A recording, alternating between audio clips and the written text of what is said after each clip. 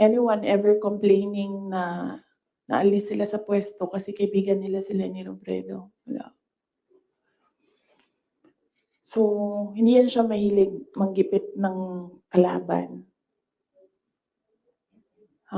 Kung maalala niyo, kalaban niya sa politika, hindi sa personal na buhay.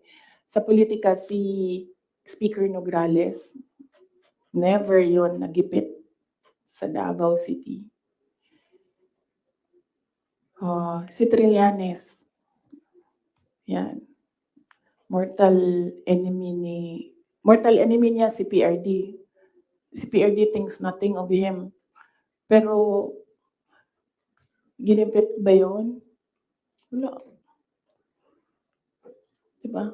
Kita nga natin siya kung saan-saan. Kita nga siya sa kasamang